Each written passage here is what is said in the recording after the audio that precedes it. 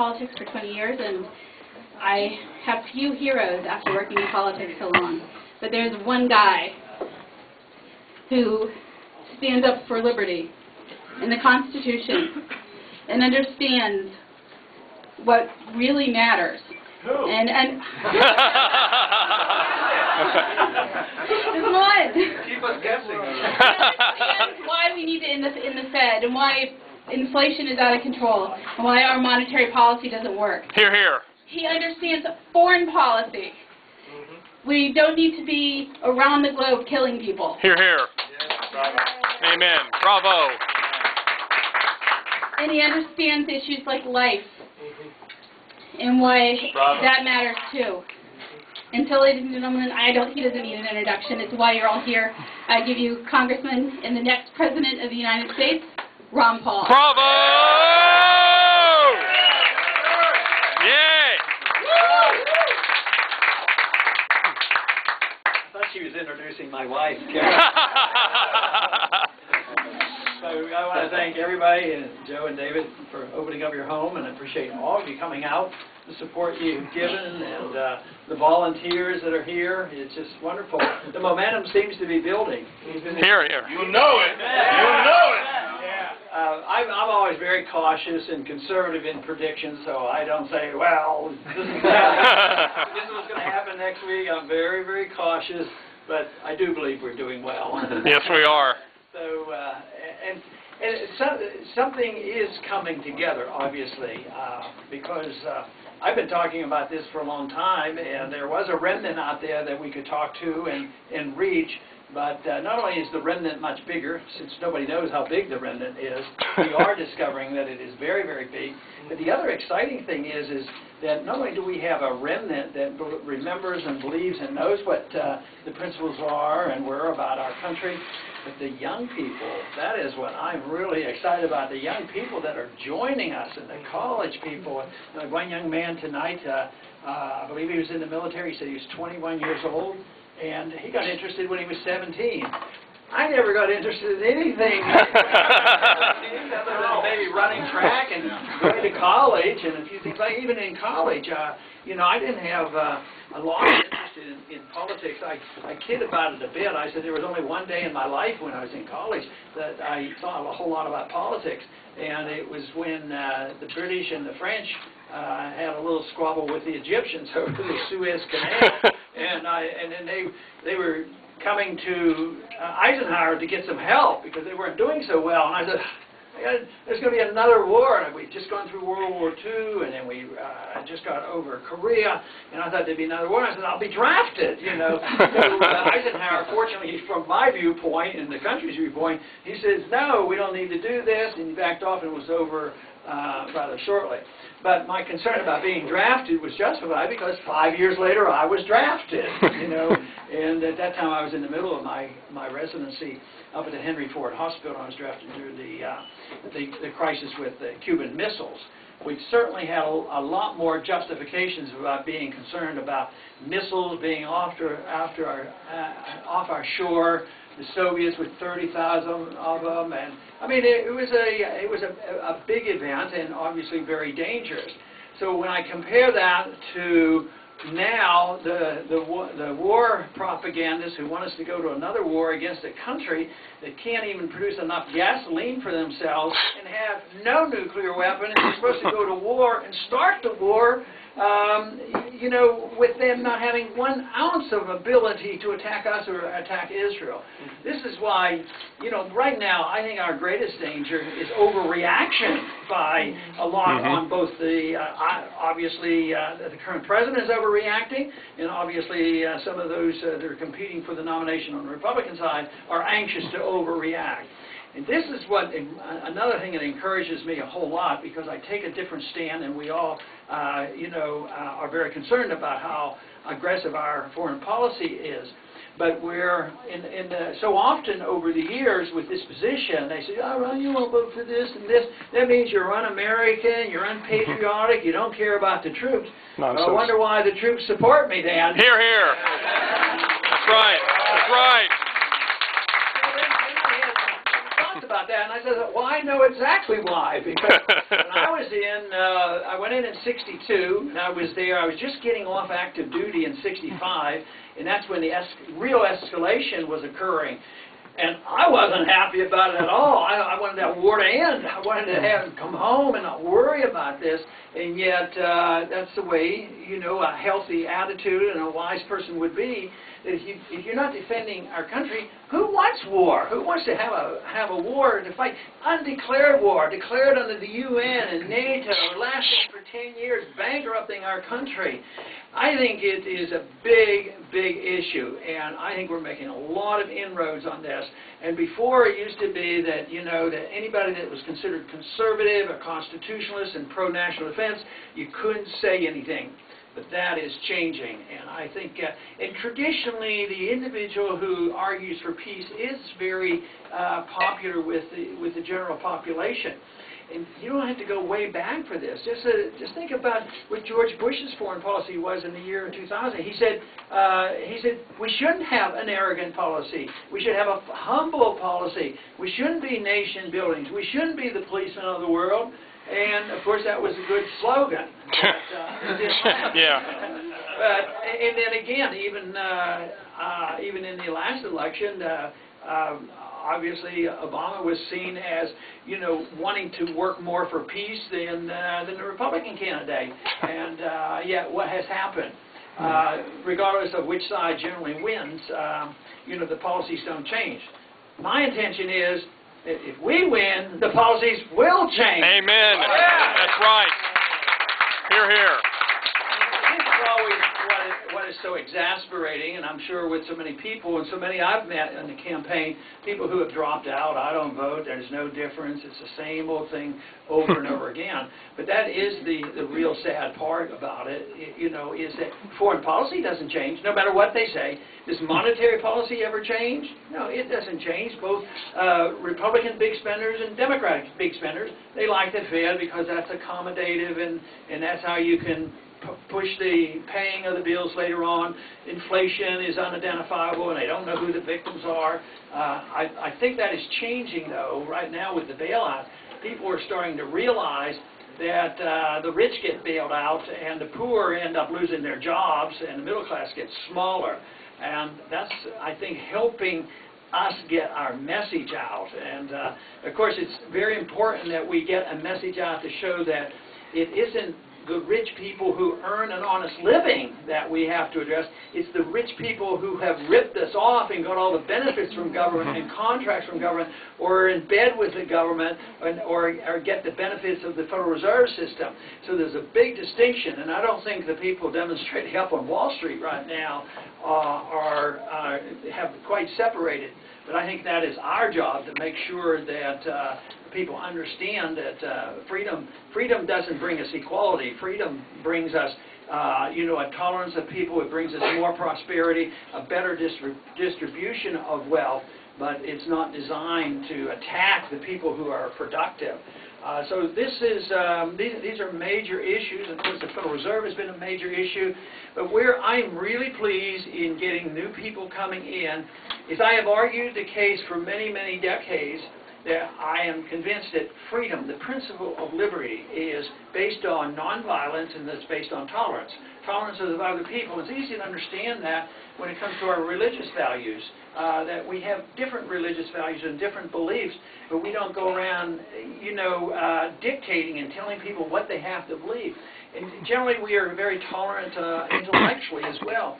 But it seems like too many people are intolerant when it comes to some personal habits, because sometimes personal habits are very bad, but do you think we can make people better people by passing more laws? And the one thing that we have to address is the fact that if we permit people's personal choices, it doesn't mean that we tolerate what they do with those choices, as long as they don't hurt other people. We do that with religion. I think we need to do it across the board. The young people are very attracted to this issue, that the fact that we aren't overbearing, and yet the message has to be loud and clear. If you want economic liberty and personal liberty, they're one and the same. But you have to assume your responsibility for yourself if anybody does something wrong, and if they don't take care of themselves right.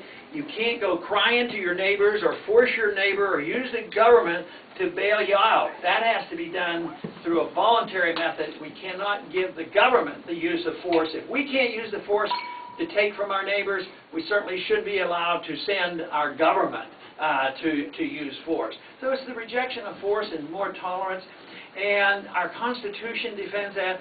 So if you believe in liberty and you believe in the Constitution, it really does bring people together. And as I travel around the country, I observe very carefully on the people who are coming up to me, come up to the airports, and they're very, very diverse. And I think that is wonderful, as long as they accept these basic principles.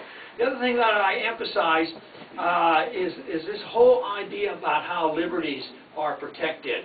And too often we have chopped it up into pieces, not only personal and economic, but we do it by groups. And I don't like it when somebody comes up and talks about women's rights and gay rights and all kinds of rights and privileges. Rights are individual. We get our rights from our Creator. They come to us by our life coming from our Creator, as well as all our liberties. And that, to me, is important. Then we don't get involved in all this group conflict. We shouldn't ever punish people because they belong to a group, but they should never have rewards either. And so freedom solves so many of these problems. And the one principle that I think if we would accept on our foreign policy, the Constitution says we should have a strong national defense. I believe we should have a strong national defense. But I think the policy itself should be based on a golden rule. Don't do anything to another country that we wouldn't be willing to accept if another country did it to us. And believe me, the world would be a different place for that. That's right. Hear, hear.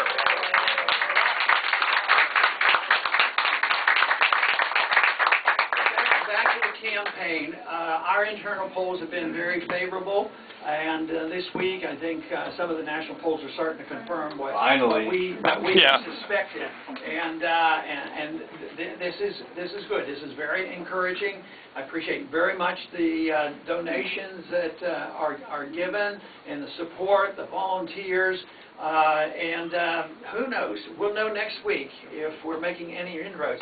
If I get 100 seconds next week. That's right.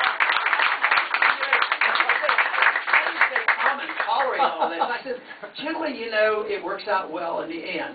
Probably more people know about my 89 seconds than they know about all the other speeches put together. And even the coverage we had when we essentially tied at Ames, it turned out that we had a lot of attention there.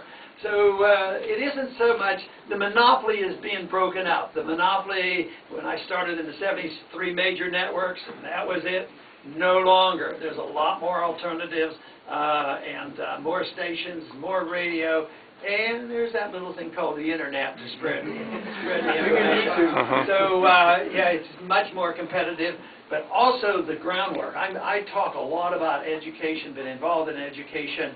I think what has come together, the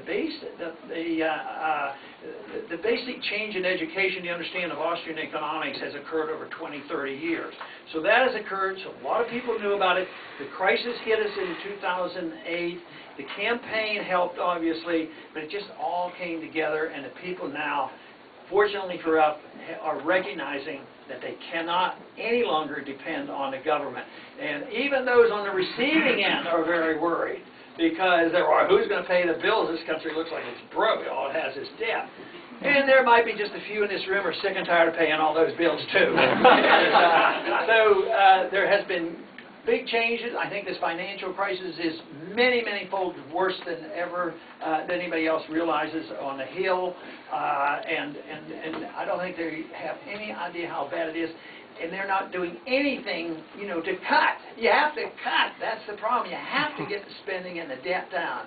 And for that reason, I've made this modest suggestion. In the first year, we got the budget by $1 trillion. Yeah, here, here. Yeah, right. How many departments will we get rid of on the first year? You got your notes, Dr. Paul?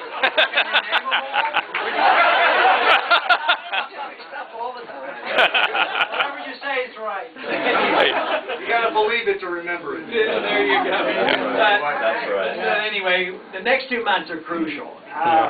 We've targeted Iowa and New Hampshire and Nevada and a few other states, but boy, you know, Iowa's on our doorstep almost. And Yes, sir. New Hampshire, we're doing well. That's where the 2 states we're doing the best in, and it's a momentum game. And who knows? They may be forced to have me on the evening news sometime. But when I'm on the evening news, I think very seriously that I'm on there not for me, but for you and for what we believe in and what the principles that made this country great.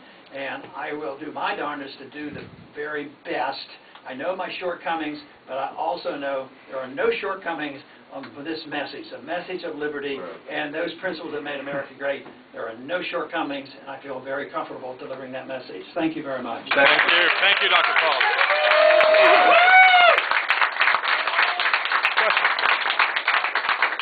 If we were to make phone calls for you, we're all very busy, but give us a date and a time where we can go to headquarters and make phone calls for you.